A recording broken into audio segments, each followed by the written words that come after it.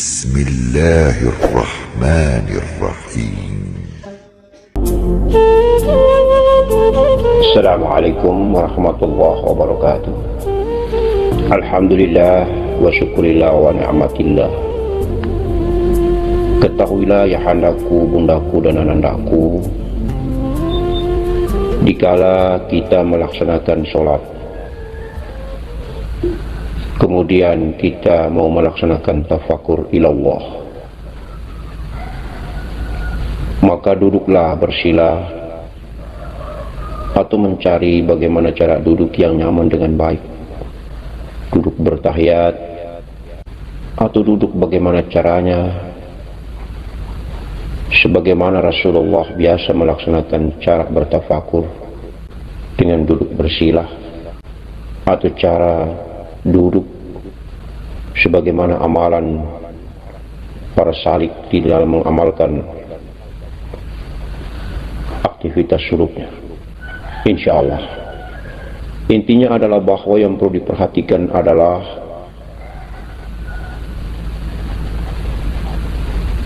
nafas yang keluar masuk melalui hidung ini. Mulut dikatupkan, pendengaran telinga difokuskan, pandangan mata ini dipejamkan. Ikutilah gerak nafas yang masuk dan keluar. Gerak nafas yang masuk Hu, nafas yang keluar Allah. Nafas ini adalah juga ciptaan Allah. Nafas ini adalah juga makhluk yang mulia. Nafas ini terlampau lama dan terlampau banyak hamba Allah melalaikannya, tidak pernah menghiraukannya ketika dia keluar dan masuk. Karena nafas ini tidak dilihat bentuk dan wujudnya, maka banyak sekali kita manusia di muka bumi ini lalai. Kita lebih banyak memperhatikan dan mendandani yang kita lihat dengan nampak, seperti tangan, mata, hidung, telinga, mulut, kaki kita, fisik batang tubuh daripada raga ini, rambut kita dandani, kita make upkan dia dengan baik, dengan sempurna. Kita hias, kita olesi dia dengan berbagai macam alat-alat kecantikan dan ketampanan. Tetapi nafas yang keluar dan masuk ini, kita lalai, kita tidak pernah perhatikan dia. Batang tubuh yang kita sangat mencintai ini, kita wuduhi, kita bersihkan, kita sabuni, kita cuci, kita wangikan dia dengan parfum. Tapi nafas, begitu banyak hamba Allah di muka bumi ini tidak pernah memperhatikannya keluar masuknya. Keluarnya bebas, masuknya bebas. Dia mendatangkan syahwat dan nafsu bumi, dia juga mengeluarkan syahwat dan nafsu bumi. Apakah dia penuh dan dijubahi dengan pakaian nafsu bumi, ataukah penuh dan dijubahi dengan pakaian akhirat? Tidak pernah diperhatikan, tidak pernah difikirkan, tidak pernah dikaji, tidak pernah dibayangkan. Allahumma salli ala Sayyidina Muhammad wa ala ali Sayyidina Muhammad. Padahal nafas ini adalah makhluk ciptaan Allah yang teramat sangat mulia. Karena nafas ini datang kita hidup, nafas ini pulang kita mati. Nafas ini ada kita hidup, nafas ini kembali ke asalnya, maka kita telah meninggalkan dunia. Nafas ini ada, maka kita diartikan sebagai seorang hamba Allah yang mulia bernama manusia. Apabila nafas ini sudah tidak ada, maka Masya Allah, kita adalah bangkai. Hanya karena dihargai berdasarkan tuntunan agama Allah yang mulia, maka kita ditutupi dengan kain kafan ketika dihantarkan menuju ke tempat kuburan. Padahal hakikatnya kita adalah bangkai. Begitu banyak manusia ini bangga menghantarkan bangkai-bangkai ini. Walaupun sepanjang hidupnya nafas ini masih ada, dia adalah seorang ustadz, dia adalah seorang ustazah, Dia adalah seorang ulama, muballigh, muballighah, seorang berpangkat dan berjabatan tinggi, seorang yang tokoh, dimuliakan, disanjung, diagungkan sepanjang hidup karena nafasnya masih ada. Tetapi nafasnya ketika tiada, begitu banyaknya orang membanggakan, mengusung, menghantar menuju ke kuburan, padahal tidak disadari bahwa manusia begitu berjubel dan begitu banyaknya itu mengusung bangkai menuju ke tempat kuburan hanya karena dihargai sepanjang nafasnya masih ada, yaitu ketika dia hidup, maka ditutupi dengan kain kafan.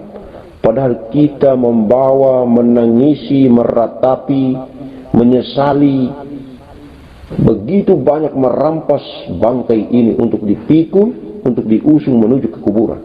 Masya Allah. Allahu Akbar walillahil hamd. Kita merasa begitu menyesal, begitu terhinanya ketika bangkai ini dibakar, bangkai ini dibuang saja begitu. Insya Allah, bangkai manusia. Karena kita masih terbawa dengan pikiran bahwa adanya kemuliaan kehidupan. Padahal kemuliaan kehidupan itu ada ketika adanya nafas yang kita lalai ketika masih ada nafas ini di dalam batang tubuh. Kita diaktifi dengan kehidupan duniawiya, sehingga kita tidak pernah menyadari bahwa keluar masuknya nafas ini teramat sangat penting untuk dimanfaatkan, untuk diibadahi, untuk menjadikannya sebagai sarana terbaik menuju ke tempat Allah Subhanahu wa taala, menuju ke singgasana Allah Subhanahu wa taala, menjadikan kendaraan terbaik untuk mengunjungi Allah, Allahu Azza wa Jalla, Allahu Jallahu Jalala. Kita lupa memanfaatkan bahwa nafas ini adalah kendaraan terbaik yang begitu cepat melejit bertemu Allah Subhanahu wa taala. Kita lupa bahwa dia adalah kendaraan yang paling dekat sekali dengan negeri Allah.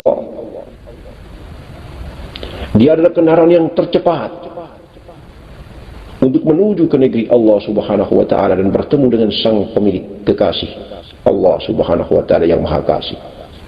Coba kita duduk dan kita renungkan baik-baik, wahai ayahandaku, bundaku dan anandaku. Kita lebih banyak merasa puas dan teramat sangat puas ketika kita mengibadahi zahir ini. Ketika kita melantunkan kalimat doa, kalimat ibadah ini, ketika kita juga ikut mendengarkan suara atau bunyi yang keluar, kita merasa teramat sangat puas, melebihi puasnya kita ketika kita melantunkan hal yang bersifat do'aim, yang diam, tidak berbunyi dan tidak bersuara.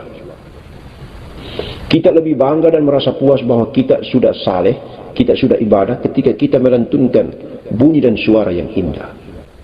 Bismillahirrahmanirrahim. Alhamdulillahi Rabbil Alamin.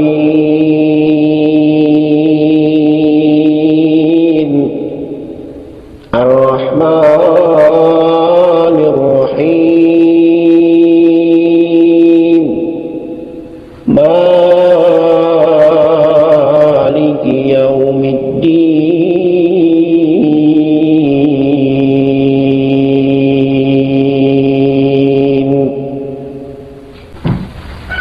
Setelah selesai kita melantunkan dengan bunyi dan suara yang kita sendiri juga mendengarkan ini, kita merasa puas bahwa kita sudah beribadah kepada Allah. Ibadah kita ini sudah sampai kepada Allah. Dan itu kalau secara jumlah rutinitas kita lakukan, kita bertambah bangga. Ada perasaan ria yang muncul bahwa saya adalah orang soleh. Tetapi kita tidak pikirkan sudah berapa jumlah dan banyaknya kita melantunkan ibadah kepada Allah, mengunjungi Allah, datang bertemu dengan Allah, menggunakan kendaraan yang diam, tidak berbunyi dan tidak bersuara, yaitu nafas. Banyak sekali kita lalaikan. Ketika kita melaksanakan aktivitas kehidupan dunia, menyetir mobil, kita keluar, kita mengetik laptop, kita menggunakan sarana dan fasilitas serta media-media kehidupan ini, Kita lupa bahwa nafas kita itu keluar masuk dalam keadaan kesibukannya sendiri. Kemudian fikir dan akal serta otak kita ini juga melaksanakan aktivitas dan kesibukan sendiri. Serta jasad, raga, batang tubuh ini juga melaksanakan aktivitas dengan kesibukannya sendiri. Oleh karena itu maka kesimpulannya begini. Mari kita kumpulkan semua akumulasi aktivitas kehidupan ini, menjadikan epicentrum nafas sebagai pusat aktivitas, menjadikan nafas menjadi kendaraan terbaik satu-satunya. Kita kumpulkan semua aktivitas ini, biarkanlah kita serahkan kepada nafaslah yang berjalan dan menjalani aktivitas ini. Nafaslah yang mengendarai perjalanan semua kebutuhan dan hajat kita untuk bertemu kepada Allah Subhanahu wa Ta'ala. Ketika nafas ini masuk hu, keluar Allah, masuk hu, keluar Allah, tandanya kalau sudah masuk ke area negerinya Allah, yaitu rasa. Kalau kita sudah merasakan adanya rasa cinta, adanya rasa rindu, adanya rasa kita rasakan itu, rasa bertemu dengan Allah. Rasa tidak pernah mau berpisah lagi dengan Allah. Rasa yang sangat luar biasa yang hanya merasakan itu saja yang bisa merasakan adanya rasa itu. Allahu Akbar. Maka insya Allah hamba Allah ini selamat dunia wal akhirat. Insya Allah imannya masih ada, Islamnya masih ada. Dia tidak pernah dilepaskan oleh Allah saat yang tiada tetapi ada itu. Dia telah menyatu, disinggahi, dikunjungi. Dia telah diliputi oleh Allah yang hampa tetapi ada. Alif yang bernama nafas ini adalah kendaraan terbaik, kemudian telah tenggelam di dalam negeri area Allah yang bernama rasa. Maka perasaan rasa itu telah dimiliki dan tidak pernah terlepas lagi. Ada waktu tertentu, momen tertentu, kita kehilangan rasa. Dan perasaan penyesalan itu luar biasa. Rasa yang ada di dalam perasaan itu kalau sudah tidak ada, maka perasaan menyesali tentang kehilangan rasa itu sangat luar biasa dan dahsyatnya. Dan alhamdulillah wa syukurillah apabila rasa di dalam perasaan itu masih kekal adanya, maka Allah tidak pernah lagi berpisah dengan kita. Maka 24 jam dalam dasar nafas kita berjalan, hendaknya kita berusaha supaya Allah jangan tinggalkan kita. Allah jangan membelakangi kita. Apabila Allah sudah membelakangi kita, maka kafirlah kita, sesatlah kita. Ghairil maghdubi alaihim waladdallin. Dan rasa akan adanya Allah, rasa akan adanya Allah yang selalu dekat dengan kita dan tidak pernah terlepas dengan kita, itu kita sendiri yang merasakan adanya rasa itu. Itulah iman yang tertinggi. Oleh karena itu orang-orang tua dulu kita biasanya tidak mereka tempahkan kesalehan mereka dengan cara mengamalkan ibadah zahirnya, tetapi mereka hanya diam saja. Nampak kelihatan mereka tidak melaksanakan ibadah zahirnya yaitu sholat, tetapi hakikinya mereka melaksanakan sholat. Ibadah zahirnya itu mereka laksanakan sembunyi, tidak nampakkan. Kalau kita sekarang melaksanakan ibadah zahir dengan kebanggaan dan keriaan, duduk berkumpul, bermuzakarah misalnya, bersama teman-teman, duduk berkumpul walaupun tidak bermuzakarah, tidak berhalaqah, duduk berkumpul biasa saja, aktivitas kehidupan dunia, ketika mau sholat juga dilaporkan. Permisi teman, saya laksanakan dulu sholat asar. Ya itu begitu, supaya diketahui bahwa dia mau melaksanakan sholat asar. Atau dulu cerita-cerita tentang kehidupan lain, aktivitas-aktivitas lain, sambung dia bahwa saya barusan tadi malam melaksanakan ibadah subuh, sholat subuh, kemudian kejadian begini. Itulah menjadi penyebab hilangnya kesalehan hakiki kita. Padahal sholat itu adalah pertemuan dengan Allah, hal yang bersifat rahasia, yang tidak boleh menimbulkan rasa ria dan takabur bahwa kita telah berkunjung kepada Allah, kita tidak telah saleh kepada Allah, kita telah beribadah kepada Allah. Biarkanlah ibadah itu adalah rahasia dirimu dengan Allah Subhanahu wa Ta'ala. Itulah ibadah hakiki, itulah perjalanan ibadah dhaif. Kembali lagi ke persoalan yang kita bahas tadi, bahwa mari kita jaga baik-baik, kita kumpulkan semua aktivitas ini, kita wakafkan, kita gadaikan, kita serahkan kepada nafaslah yang berjalan dan menjalani. Biarkanlah nafaslah yang menjadi kendaraan terbaik untuk bertemu dengan Allah Subhanahu wa Ta'ala. Kemudian ciri dan tanda bahwa nafas telah bertemu Allah adalah rasa. Ketika tenggelam dalam rasa, maka kita merasakan adanya rasa yang tidak pernah terlepas lagi dengan Allah. Mencintai, merindukan sampai dengan menitiskan air mata cinta. Kerinduan yang membahana, yang membuat kebahagiaan ini yang dahsyat dan luar biasa dan tidak bisa kita bendung. Allahu Akbar walillahil hamd. Maka hanya ada 3 kehidupan ini. Kehidupan Allah Maha hidup ini, yang kosong, yang tiada tetapi ada, yang tidak menempati dan tidak memiliki tempat ini, yang tidak bisa dijangkau dengan akal dan fikiran ini. Inilah yang kita sembah, inilah yang kita sujuti, inilah yang kita pertuhankan, inilah yang maha tinggi, Rabbana Ala. Kemudian Nur Muhammad, itulah rasa, itulah titik yang muncul karena diadakan oleh yang kosong ini. Itulah sifat yang ada karena diadakan oleh yang maha ada. Kemudian nafas, itulah alif. Maka tubuh, nafas adalah hamba. Keindahan yang kita dandani ini adalah hamba. Batang tubuh ini adalah hamba. Nafas pun adalah hamba. Ketika tenggelam di dalam negeri Allah yang bernama Nur Muhammad, maka bertemulah dengan yang tiada tetapi ada. Itulah kosong tetapi ada. Itulah hamba. Itulah Allah. Itulah zat yang agung. Mudah-mudahan pencerahan ini adalah merupakan sebuah lahan untuk kita renungi bahwa begitu banyaknya lautan manusia di muka bumi yang hidup di atas muka bumi ini, sedikit sekali memanfaatkan perjalanan nafas yang keluar masuk. Kemudian keindahan yang diberikan oleh Allah Subhanahu wa Ta'ala melalui nafas ini tidak pernah dimanfaatkan sebagai sebuah kendaraan terbaik menuju mengunjungi Allah Subhanahu wa Ta'ala. Itu yang menjadi renungan buat kita. Maka mari kita renungkan. Hidup ini hanya ada 3.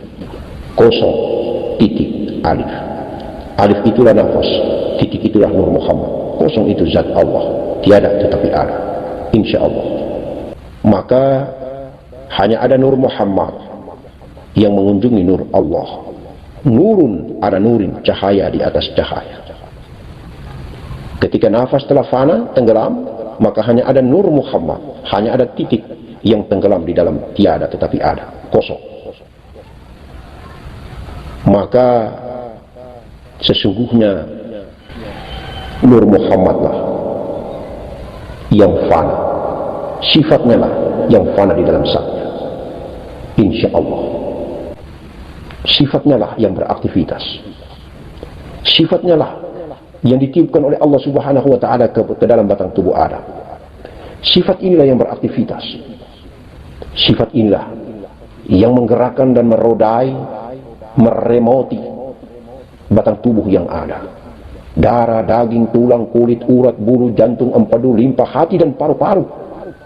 Semua elemen-elemen batang tubuh ini digerakkan oleh yang maha gerak melalui wakilnya, yaitu melalui sifatnya yang ditiupkan ke dalam batang tubuh ini.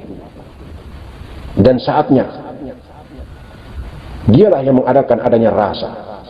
Dialah yang membuat kita bisa merasakan adanya rasa. Saatnya nanti dia akan pulang. Yang ditiupkan oleh Allah ke dalam batang tubuh Adam ini akan pulang. Itulah kita menggunakan bahasa awam, kematian. Dia telah meninggalkan raga yang sekian lama dia berada di dalam batang tubuh ini. Dia akan pulang ke hadiratnya. Dia kembali ke asalnya. Kemudian wadak yang ditempati yang bernama nafas atau jiwa inilah yang akan mempertanggungjawabkan selama dia berada di dalam batang tubuh yang hina dina ini. Allahumma salli ala Sayyidina Muhammad wa ala ali Sayyidina Muhammad. Batang tubuh yang sejati, batang tubuh yang menjadi induk dari segala batang tubuh yang mulia, itulah Muhammad sallallahu alaihi wasallam. Nafas yang sejati, nafas yang menjadi induk daripada seluruh nafas ciptaan Allah Subhanahu wa taala adalah nafas Muhammad, Ahmad namanya. Itulah jiwa Ahmad. Nur yang menjadi induk daripada nur sejati, daripada segala nur-nur yang ada pada diri batang tubuh manusia adalah nur Muhammad sallallahu alaihi wasallam. Dan zat yang agung, ahadul wujud, zat Allah Subhanahu wa taala. Barakallah, baraka Rasulullah, baraka wali-wali Allah. Kun fayakun.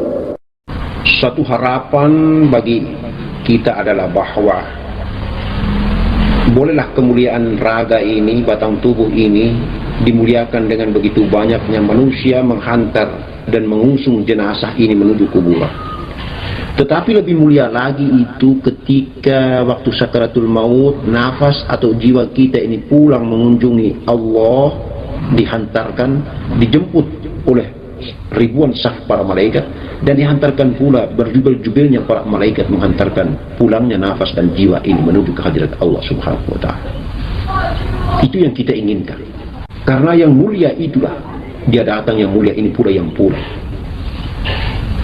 Tetapi alangkah lebih mulia lagi dan lebih mulia lagi dan lebih mulia lagi ketika hamba Allah itu tiada lagi berpisah antara batang tubuhnya dengan nyawanya.